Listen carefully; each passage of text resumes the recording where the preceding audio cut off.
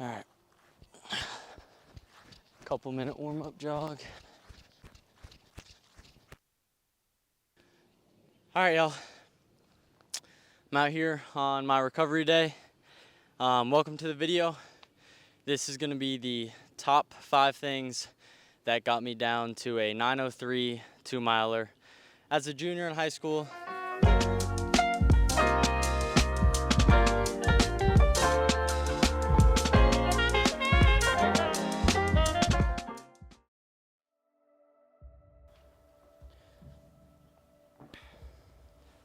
It's Friday, July 19th. Today is an easy recovery day for me. Pretty chill day, it's raining outside. So we're in here making a video about the top 5 things that got me down to a 9:03 2-mile as a junior in high school. Since it's an easy day, I'm gonna start with my first point, picking up points on your competitors. And I think a way that you can pick up a lot of points on people is on easy days, because let's say it's the day after a workout, you got an easy day, your coach gives you 25-30 minutes, kind of like a shakeout run. A lot of kids will get up, go outside, just kind of roll out the door, get straight into their run, not take it too seriously, just, jog. It is what it is. But what I like to do on easy days is really prioritize my warm-ups going into the run itself, and then after the run, and then that entire day. I'm a big believer in taking my easy days very easy, and not just the run, the whole day. Today's nice because it's rainy, so I'm just staying inside today. I'm hydrating, eating good, all that stuff. I'm gonna get really good sleep tonight. Before my run, I like to have a really good breakfast, and then go do my run, and I prefer to be on like a soft surface, and I'll do like a long 10-minute drill warm-up routine after like couple-minute jog just to get the legs moving. And then I'll do the run itself, which today was just over 4 miles, I think 5 miles in total with strides and stuff, but took it easy, heart rate was low. And then after, I came home, and the first thing I did after my run was eat a protein bar, because it's really important that you get that protein or carbs in like the 25 minutes after the run, because there's a little window where you can get it in to really help your body with that instant recovery. Then I'll come home, and for example today I did a 25-minute stretch and roll out and hip mobility routine, and then for the rest of the day just taking it easy. So when other people are not focusing on their drills or their stretching or their strides after the run, that's where you can pick up some points, because the easy days are preparing you for the hard days that you're gonna have, and if you don't take the easy days seriously, you're not gonna feel good on the hard days. Tomorrow I have probably a 14-mile long run, so. And number 2, I like to call this game, it's a game of seconds, because a lot of people will say, it's all about consistency, and they're right. And a lot of people say it's a game of every day, you gotta be on your game, day in and day out. And although that's true, unless you're extremely talented, like a David Rudisha or a Kipchoge type or a Jakob or something, it's not a game of days. If you want to be great, like if you want to be really good, like at the top of your level, I would say it's a game of seconds, because you need to do every single thing right, because the moment you do something that's not the best you can do, there's going to be someone else who is doing that and doing that better than you. You have to take advantage of every moment you have. There's a lot of people with the same goal as you. So I would say it's a game of seconds, and you need to get ahead every second you have. A good example for this would be that any championship that's ever been won, almost every championship that's ever been won, whether it's high school, collegiate, or pro, it's always going to be by a second or less if it's a major championship. And for me, when I won regionals, that was by less than a half of a second. And so the steps that I took leading up to that were so essential. It was able to give me the extra half a second that I needed to either be a winner or the first loser.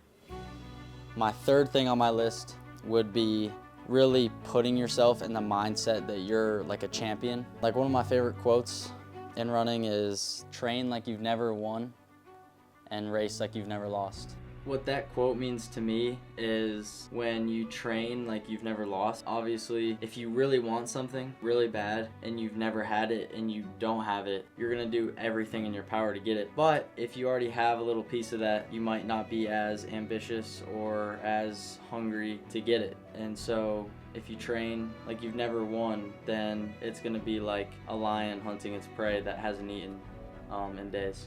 I think that's the best way to put it. And if you race like you've never lost, then you're gonna be very confident in the race, and confidence scares other people. You'll be ambitious and you'll feel like the race is yours, and when you truly feel that way, it's very hard to lose. And seeing yourself as the best, you can't have false belief in that. You have to truly believe it, and that doesn't just happen, and you can't just make it happen. That is what I touched on before. That's what comes with being consistent and trusting yourself and working hard, because if you don't do that, then you can't truly believe it. But if you do, I would say that you have to be extremely confident, not necessarily cocky, but sometimes it comes off as that. I think the best example for this is Noah Lyles. He acts like a winner and he wins the most. And number 4 thing on my list, second to last, would just be straight up materials and real tangible things that actually make you better. And you know, people say the good thing about running is that all you need is you and yourself, and you can just go out there and run, which is true. But if you're trying to be amazing, it helps out to have some other stuff. So for example, for hydration, I use Noon tablets. This is not a sponsored video. I'd love it to be, but I love Noon tablets. They're good. They give you salts, electrolytes, all that stuff. But what these do is, so you can stay hydrated if you're just drinking water, but sometimes if you don't have any salt in your body, the water can just run straight through. And although it'll hydrate you, sometimes your body doesn't retain the water as well, and that's why you need to drink electrolytes. You can actually retain what you're drinking and then get hydrated. Eating is extremely important. Can't really emphasize it enough. Especially during the summer, if you're going into cross country, you could be burning like 2,000-3,000 calories a day. I put honey on like everything. I will eat like fruit and honey, toast with honey and bananas and all that stuff. I eat a lot of calories in a day. I probably eat like 5,000 calories a day. And it's super important just to keep your body healthy, your muscles happy, because if you're not fueled for your runs, you'll probably get injured.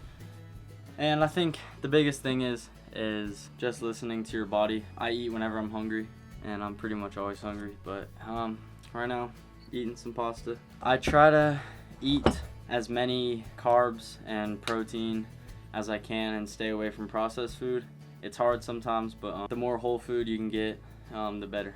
And yeah, I definitely think nutrition is an underrated thing in the recovery process. The next thing with materials is shoes. I like to get good shoes because I'm a big believer in like every inch counts. So every inch that you can get ahead of somebody, I'm gonna take all those that I can get. Each one helps, and you need each one. So, I mean, Dragonflies, really good spikes, and then just a really good pair of trainers. These last like 550 miles, and then Vaporflies for workouts and stuff. These just help you recover faster during workouts. They also make them faster. And then stuff for recovery and outside of running workouts, you have like a band. These are great. I do a lot of my workouts with resistance bands, and then you can also do like mobility, stretching. I use this a lot. And then for recovery, when I was talking about rolling out earlier, I think a really easy thing that you can get is just a nice foam roller. If you have one of these, you know how nice they are. It's simple, they're cheap. Definitely I would invest in a foam roller. I use these like 5 times a week, probably. And lastly, again, this is not a sponsor. I would love for it to be, but Firefly, recovery devices, these things, the technology today is actually crazy, because these things are ridiculous in how good they make you feel and how fast you can recover, especially if you want to use them before a race or after a big workout when you're going into a race in the season. But that's about it for all the materials. All right, topic number 5, the last topic for the video. And this one is for sure the most important. That's why I saved it for last. If you don't have this, then I think everything else doesn't really matter.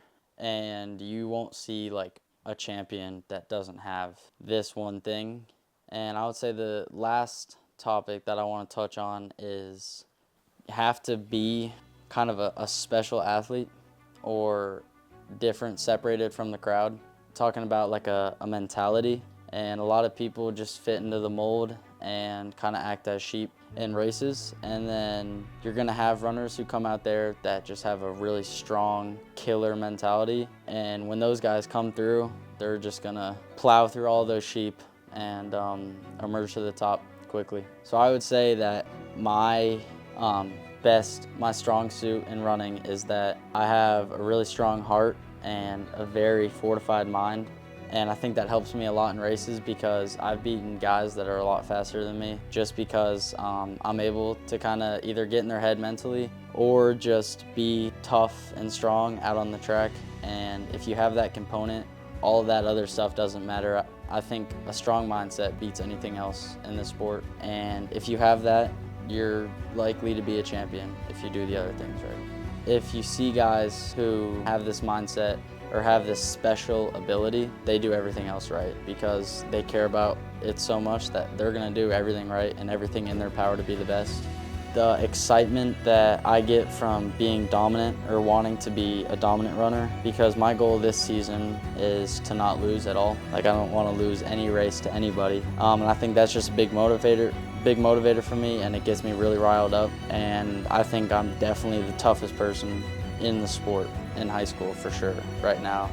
And that's just a big motivator for me because it gets me fired up, and when I'm fired up, I'm very tough to beat. So I think having that special ability that you can pull out when you really get to those big situations is the biggest thing, and that'll definitely prevail this year, senior year, like it did in my 9:03 2-mile.